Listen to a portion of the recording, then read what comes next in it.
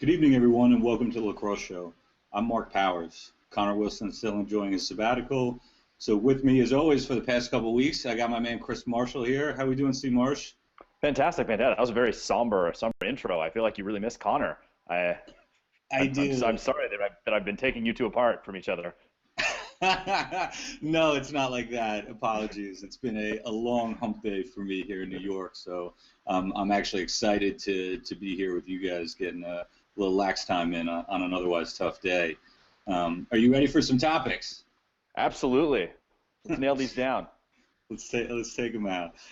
First topic, we got a real heavy hitter. Talking about the 2014 youth rule updates. In my former days as a coach, I certainly would have been paying way more attention to this. Nonetheless, I did take a look at some of the upgrades this week.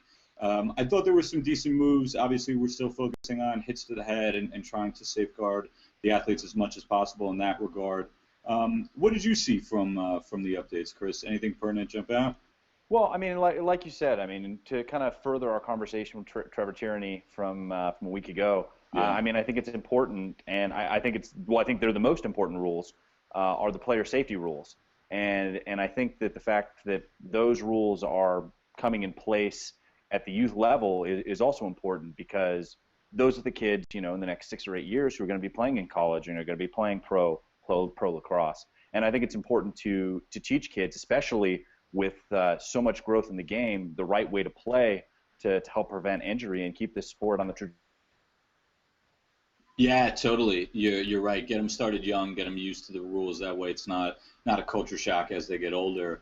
To me, the biggest changes I saw, or recommendations, were the sideline coach, or having kind of like a sideline steward there, having coached youth league games and tournaments out on Long Island. I know how crazy it gets, and parents sometimes get out of hand. It can be intense. So that was something I liked. And another thing that was interesting, I don't know if you've done any coaching, but they look to standardize the age groups, which I thought was really important. You have some tournaments that go by grade, some by age, and then inevitably one 8th grader who looks like he's a senior in high school, and everybody gets bent out of shape.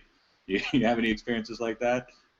I mean, as a 6'1", 135-pound 14-year-old, I have some experience in being bigger than the other kids. I got you. Nice. Well, we'll leave the youth rules there. Let's get on to a much more exciting topic, and that I was following pretty closely. I think you guys probably were too.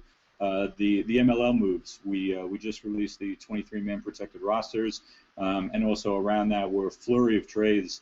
Some of the usual suspects were involved. Baltimore, Chesapeake rather, was making a pretty big move, bringing Pete Pouillon back.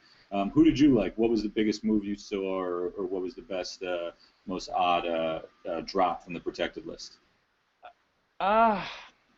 That's a good question. I mean, honestly, I think the kind of bigger moves are some of the trades that are happening. I mean, you see some decent names that kind of get lost in the shuffle in the 23-man roster, but I think the Ohio Machine trade to get some depth with Stephen Peiser at the midfield is a big trade for them. I mean, they have just attackman on attackman, and they needed some help through the midfield. And I know Logan Schuss was doing some stuff there, but I mean, I think that's something that immediately makes them better. More than being able to pick up some of the scraps that are left over. Agreed. I think that's astute to point that trade out. I thought that would be interesting for them. Although I got to be honest, I was surprised. I wasn't surprised that the Lizards and the Rattlers made a deal. I'm surprised that they made the deal that they did, considering the Lizards are in the market for any defenseman, any capable defenseman they can get. Rochester seems to have a glut of them. Meanwhile, the Lizards protected, I think, 6 or 7 attackmen, and Rochester needs some attackmen or Dodgers, guys that can make moves. I would have thought that they would have made a play, there to try to make that happen.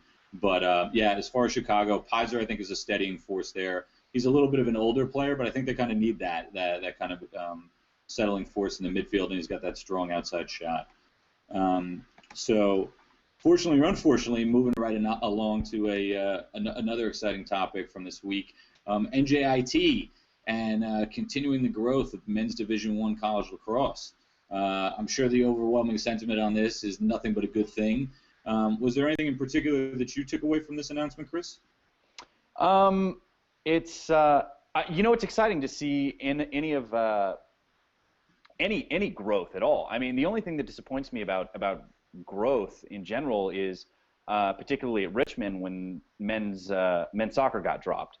But anytime that there is any sort of growth in the game, I think it's good. And especially, it's at a program like NJIT, where they're having more of kind of an inner city feel.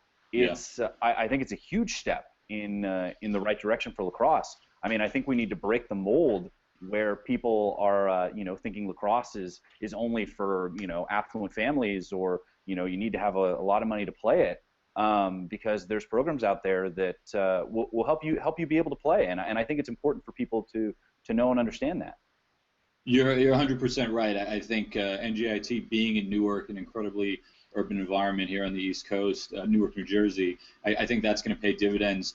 For me, I think NJIT continues in the string of announcements where you're seeing schools that are looking to raise their profile and make themselves otherwise attractive with the demographic that you just spoke about that's generally associated with lacrosse.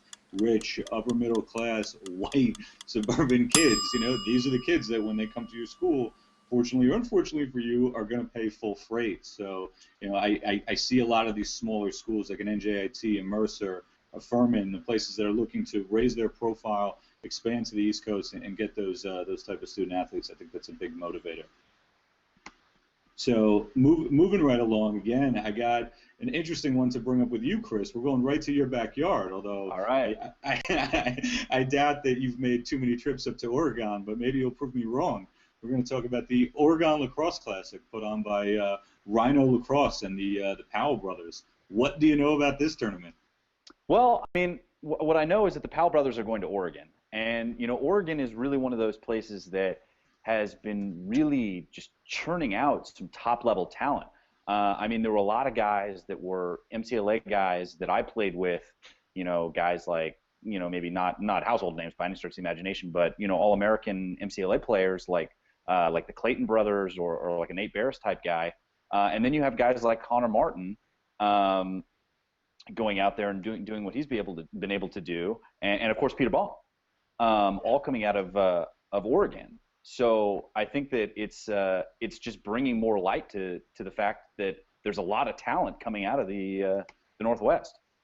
100%, and it's good to see feeding the youth out there. I always think that's important. It's great to have growth at the upper levels, at the college level. We've seen Oregon and some of the other teams in that area around for a while, but to see the youth really get an opportunity out there with an event like this, because with the Powells, there's going to be some showmanship. The off-the-field stuff, which, let's call it what it is really important at a youth tournament. You're talking about kids that are under 15 years old, super impressionable. So I think the type of product that the Powells are known to put on the field is really going to appeal out there. Do you agree?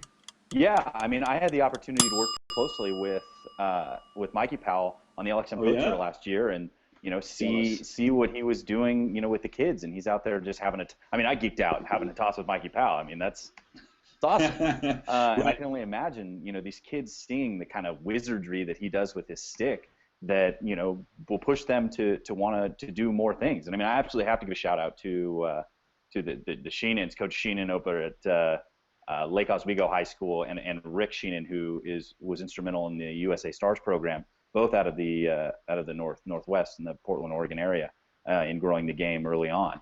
But I think it's a huge deal to have players of that caliber coming in. Agreed. I think the future is nothing but bright for the Powell brothers in Oregon. Looking for big things out of them. We'll see how that goes. So now we get to our last topic of the evening. Kind of an interesting one. We're talking about the emerging world of stringers, and this will be a great segue for our guest, Greg from East Coast Dives. But Chris, you might have some more experience than me on this topic, so you can probably take the lead. For me, the extent of what I know about stringing is what I learned in the old school STX manual. You know what I mean? I string, but not very well. And that's one of those things too. It's when I started playing, when I got to college, I had no idea what any of the stringing was about.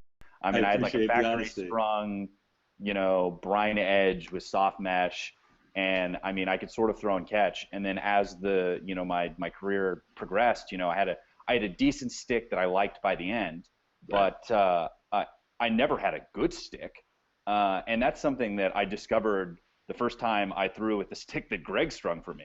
Nice. I mean, I was immediately better than I had been in college.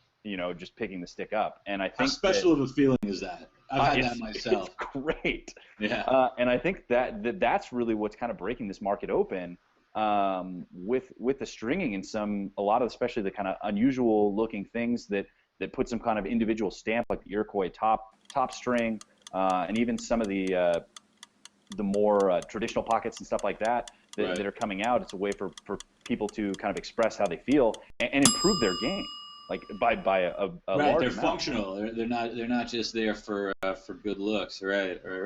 Yeah, for me, the biggest thing is the growth of the internet, and now we have people hanging out, sharing pockets, all that good stuff. I mean, where I learned about stringing, I remember was looking at the reader tips and the stringing tips on Lacrosse, something that our guest Greg Keneally, I'm sure you were doing a ton of back in the day. Greg Keneally from East Coast Dives, where did you get your start with stringing, and how did you get involved in the community? Yeah, I started on Lacrosse just like you did a little bit later, I imagine, but I really started on the Inside Lacrosse forums. It's called the Stick Doctors Lounge, and that was really what came before YouTube as far as this large stringing community. And it was a tight sort of e-commerce feel there where people would string and they'd offer to string other people's heads. It was just kind of a person-to-person barter trading environment. And now, as you said, with the growth of technology, young kids, much younger than I am, and much younger than when I began to string, can now create their own online website very easily, very secure and very easy to use, and take orders over the internet actually very simply and at a very young age, and they can get their work out there on YouTube for free. So it really is a much different marketplace now than even when I started 3 or 4 years ago. Yeah, I remember when I was a kid getting the Lacrosse Unlimited catalog, and they'd have the torpedo pockets and the 6-string traditional, and it was maybe the Duramesh, and now we're talking about channels, we're talking about Iroquois top strings. So talk about that a little bit, Greg. I mean, what was your connection to stringing? Was it the individuality? What really made you, attached to that part of the sport? I started stringing in college very poorly, and that was very late to start stringing, and there was just something about it. I'm an accountant, actually, and so I think there's kind of some similarities, the technical aspects, the procedures that you go through, and just tinkering through something until it works just right. All of that just kind of appealed to me, and working on it and actually stringing for other people gives you a great sense of satisfaction when you string someone else's head, and then you see them out there playing and they score a goal or throw a great feed. It kind of gives you a little bit of a part of that goal, kind of a sense of satisfaction from having helped that person almost, succeed on the field. Yeah, I mean, let's talk a little bit about your brand. I mean, East Coast Dives. I mean, you're the king of strings. I mean, it's really awesome. Trademark that moniker pronto. King of strings. But it's one of those things where I feel like the community as a whole has really been able to connect with you personally through all of your videos, and I mean, what made you want to just start putting the videos out? Yeah, that has kind of been the key to our success is, attaching a face and a personality to our brand, not something that too many other companies are doing. And so the kids kind of like almost became friends with me. They follow things on a day-to-day basis. I'll be out at the mall, just random, and a kid will run up to me and be like, "Greg, I see all your videos," and the mom will be in the back like rolling their eyes, and they'll ask for an autograph. Like I never. That happened? Wow, man, that's a moment. It happens all the time. I was at a tournament this weekend.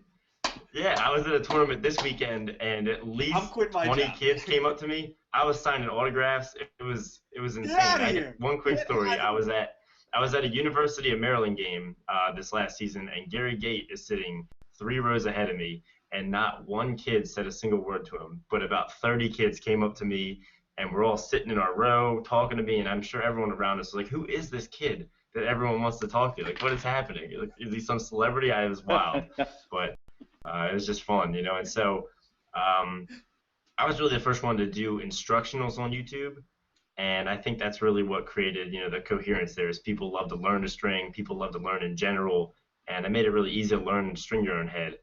So I think that's really where a lot of the fan base came from. Teach them how to It's fish. not too late for you, Mark. I mean, you can still be internet famous. I've signed an autograph. I've signed autographs, but it was at in Prague at the box lacrosse tournament over there, and I think it was just because I spoke English. So I got to get on your guys' level. I think I got to get a Twitter feed first, and then I'll come knocking on your doors. Yeah. I mean, another thing that we've seen a lot in the last couple years is kind of the dying game, not only for the heads but the mesh takeoff, and especially even in the stuff that we've seen from you over the past year or two, going from just like a traditional fade to some really kind of intricate work. I mean, how has that change affected you, and I mean, what do you think about it?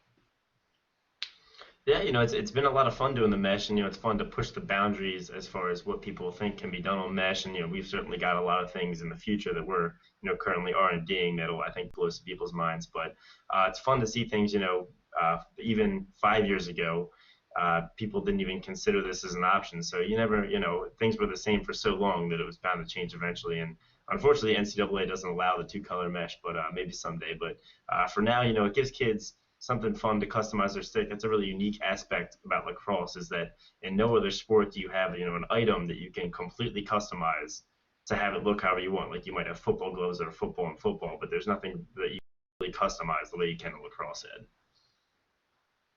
Yeah, that's true. That's a great point. I think that's always kind of stood out in the sport is players being able to show their individuality. So, Greg, let's talk a little bit about yours. What was your favorite stick that you've done for yourself? I'm sure you're probably going to say your first one, and then tell me the most garish or outlandish one that you've done. My favorite stick, I've got the most fond memories of the stick that I played with in college, and so it was an Evo X my senior year, and so I did like this crazy checkerboard marble die on it, and so it has a little bit of sentimental value as it was my senior year, and had a lot of goals, had a lot of fun with that stick. Don't have any Came in more, and there's a unfortunately. celebrity with it. Yeah, yeah, but don't have any more, unfortunately. Probably the most outlandish. Done some weird ones. I did one that was like a Joker Dark Knight Batman theme that had like neon green and purple, black with red and yellow bats and the Joker face. I don't do too much dyeing, but that was probably the wildest one I've done. It's pretty cool. Yeah, and then the one thing we need to talk about, I mean, with kind of the growth of the community, from the Inside Lacrosse forums to kind of where it is now with there's videos. I mean, are you friends with the other stringing guys like Throne or Hyung Lim, or I mean anybody out there? Yeah, I've become friends with a couple people, and the only one that's local is a guy named Gary who runs Grunt Lacrosse, and he's actually lives close, and we talk and hang out every now and again. But I've talked to everyone else pretty much through email, all the other YouTube guys, and we exchange ideas. And people always look at it like everyone else who does stringing on YouTube has this huge rivalry with us, and that's just kind of the way the outside world perceives it. Like I don't feel that way at all. There's plenty of space in the market for everyone. There's plenty of creative space. Everybody's doing something different. It just seems that since mesh overlaps so much, everyone just assumes that we hate each other and that there's this huge rivalry. But really, it's a pretty tight-knit community, and that's the way I feel about it. So it's kind of funny to watch all the comments like, oh, well, he did this, and Greg, you did the same exact thing, and well, I didn't even notice that happened. We're just both working and trying to do the best to run a business. So it's kind of funny. Yeah, I know that. If I ever run into Eamon McEnany in a bar, It's on. It's on. You know what? Of all the ESPN crew guys, he's probably the one that I'd want to fight too. Sorry, Eamon. I'm just kidding. But you touched on something great, Greg, and it's something that I've kind of been thinking about recently is the artistic angle of stringing and really looking at it as an art form, because not everybody can do it, let alone do it effectively. I'm sure plenty of people can make a stick look good, but make a stick that's functional, and look good at the same time, and have it really represent their personality truly as an art. Have you, at all considered it that way? Is that something that's weird to you? Do you just look at it as business? What do you think about it? It's kind of got a duality to it. So obviously running a business, I need to look at it from a business standpoint. profits, efficiency, things like that. But money on my mind, nice. yeah, I'm an accountant, like I said, so always thinking about the numbers, can't really escape that. But yeah, you're right, it does have an art form, and certain sticks, you just look at them and you say, man, that just looks good. Like it just something about a lacrosse stick with a well-strung mesh pocket or well-strung traditional pocket, it just has, you just want to put it up on the wall because it is sort of like a piece of art. And you might invest for some people an hour, 2 hours, 3 hours, 4 hours if you're dyeing it, into this stick, and it's, it is kind of like a piece of art and fully customized, something that you really put your heart into. And some sticks, I string them up and I'm all done. I just look at them like I don't even really want to take them on the field because I don't want to get it all dirty and mess it all, break it. So, but yeah, so in a way, it is sort of like an art form. And I mean, I feel like we have to talk about some of the sponsorships that are going on. I mean, you're kind of the first person in the game that really kind of carved a niche out for pocket sponsorship, something that no one had really thought of. And I know even in the new kind of Rob Pinnell deal, he wanted to have the freedom to use his own mesh. I mean, what made you want to start sponsoring athletes and teams? I know you do, Michigan, Providence, and a bunch of the pro guys. I mean, what made you want to do that? Yeah, it was something that hadn't really been done before. That everyone had, a select few have these larger SDX, Warrior, Brine corporate sponsorships, but they had never really paid any attention to mesh. Even with the colleges, they get the basic hard mesh, and it's just kind of not even thought about. So we just got with some pro guys who really like the mesh and say, hey, because a lot of these guys, they don't have the opportunity to get some sponsorships, and we have the opportunity to provide them some media exposure, with the YouTube and everything. And I know for a fact that's worked for them. Kids come up to them now and they're like, hey, I saw you on that East Coast Dives video. Let me get your autograph. And for the teams, that's also something that's not often looked at. A lot of these teams, they just get the basic mesh. And I know Michigan this year, I actually worked it into the contract a little bit where we could be the full mesh supplier for them, which we're very happy about. But yeah, something different, something new is coming in the last year that really mesh was never even thought of as its own segment before. It was just kind of an underlying item underneath of gear, sticks, and protective. So it's nice to see where it's progressing. I'm really excited about where it's going. So talk about that a little bit. I mean, Greg, at every turn you're blowing my mind here, whether it's sponsorship deals or internet celebrity. I mean, you're really expanding it for me. So talk about where you think the art form of stringing is going. What are the possibilities? Yeah, I mean, the possibilities are endless. I think companies are really starting to play with, there's obviously two things that go into a mesh, and that's the material and the coating, and, the number of combinations you can do with those. People have seen something called the East Coast Mesh Prototype with just a pretty simple label flying around, and then everyone can't wait to figure out what it is. But just manipulating with different coatings, different materials, different constructions, different weaves. There's so many, factors at play that can be adjusted that have never really even been thought to be, adjusted before. That there's a lot of options left out there and a lot of improvement left to be had. I know one thing that I'm hoping for is I've seen is better fitting earbuds, but secondly is I don't know if you guys have seen all of this stuff. It's like Rock'em Apparel and Lacrosse Unlimited with these custom Nike Elite socks, and then the technology that's obviously been in the sublimation jerseys. I mean, how long is it before I can have my face printed in the pocket of my stick? I can't imagine too much longer, C. Marshall, and that is a pocket that I want in my stick. C. Marshall's face right there. I want to play with that. But yeah, I mean, really want to hit the wall hard. Yeah. Obviously, lacrosse mesh presents its challenges because it's got all the holes in it, but the right engineers, the right graphic designers, and I'm sure that in the near future something could easily be done with that.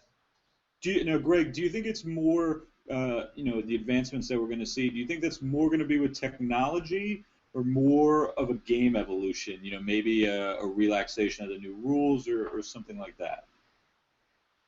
I don't see them going backwards on the rules to relax them at all. I think that, if anything, they'll make them more strict with the introduction of wax mesh, which does have better hold inherently than traditional hard mesh. And I think that's some of the reason, some of the selling points we used last season were the change to colleges is that, the players are going to want some hold. And our mesh really does provide that. So I think that a lot of the advancements are going to be, in the technology of how it's made, how it's coated, how it's weaved, as far as making it more durable, making it last longer, making it more waterproof, easy to break in. But so. Okay. Now, I know you're a mesh guy, but I'd be remiss, and shout out to Connor Wilson here, RIP, I guess. Gotta get this guy back from the Bermuda Triangle. But I would be remiss if I didn't bring up traditional stringing on the show. A lot of people hypothesize that with the new rules, traditional may see a significant resurgence because it provides that hold you were talking about. What do you think the future is of traditional? What do you think about we'll call it the moment it's having right now? And, talk about that for a little bit. In all honesty, and unfortunately, I think the future of traditional is bleak. I think that the new generation that we have right now, who I'm very in tune with, are not that interested in learning. Pretty much all of them are interested in learning mesh, and the only ones that are interested in learning traditional really just like it because it looks cool, which is unfortunate. The number of people who can actually string traditional, Connor Wilson included, is very much starting to dwindle. So it's kind of a dying breed almost that, people need to, there's just not that many people that are teaching other people, and the number of, as it goes down, the number of people that can string traditional is definitely decreasing with the next generation. We need some apprentices. What'd you say?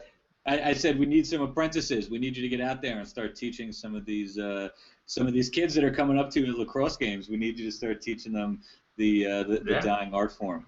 Yeah, I know. Absolutely. I know.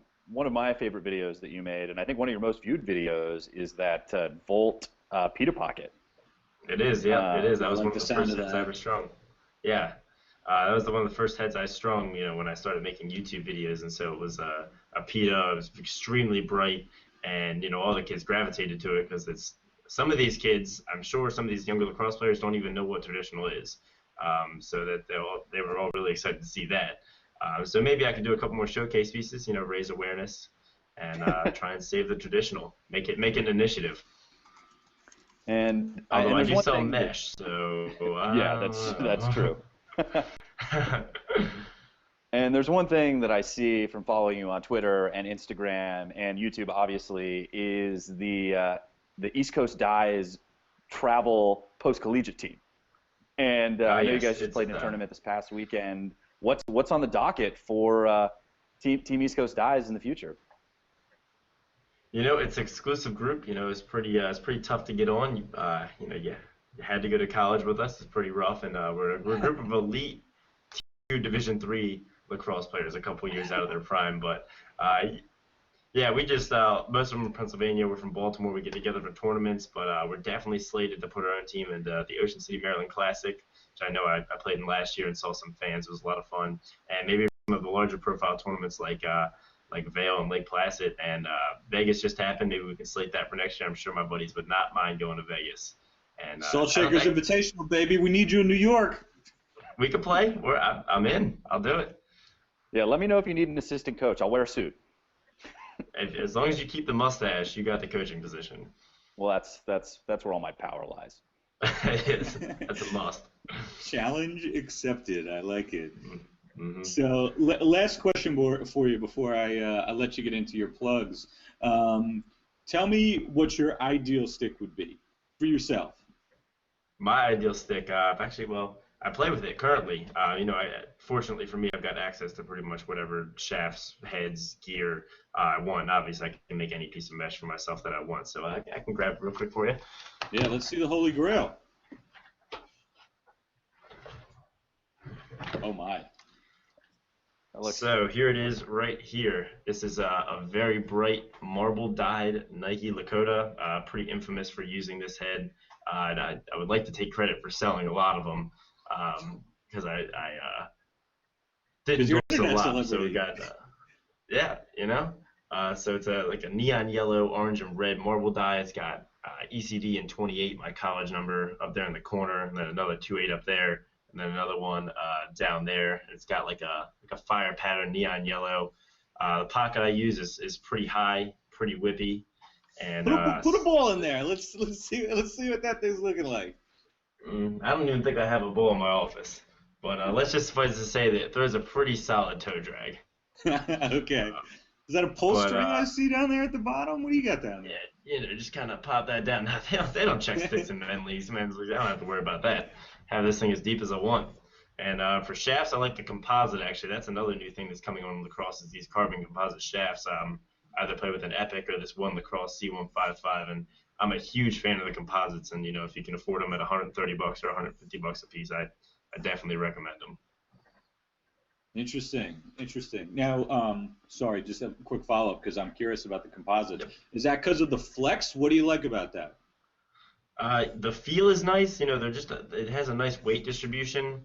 The flex is nice. It's a little added bonus. You don't notice so much when you're playing, but what I really like and what's really kicking in now in the cold weather is that an alloy shaft really takes on a very, very cold feeling in this composite shaft. When you're outside in 30-degree weather, it will not feel nearly as cold since it's not metal, and that's an underrated, advantage to the composite shafts that I really like. Totally. That's a great point for all that winter coaching. So, Greg, let me know where people can get in touch with you. You got any specials going on right now? I know you had some prototype mesh going up there before. Anything you want to tell the folks before we get out of here? www.eastcoasteyes.com is our website. Our mesh is available about 100 stores across the U.S., Canada, Australia, and Europe.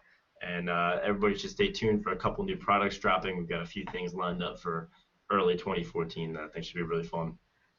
And obviously look for East Coast Eyes on YouTube, worldwide famous over there. And don't hesitate to talk to Greg when you see him in the streets. He's a personable guy. He'll even make some time for you. I'll talk to you. Perfect. All right, everybody. Well, thanks a lot for coming on, Greg. Thanks for having me. Great. We'll be back next week with a new show, some new topics. And I know Connor leaves every night generally by saying hit the wall, but instead this week I'm going to leave you with interval training. Get out there and get fast. We'll see you guys again soon.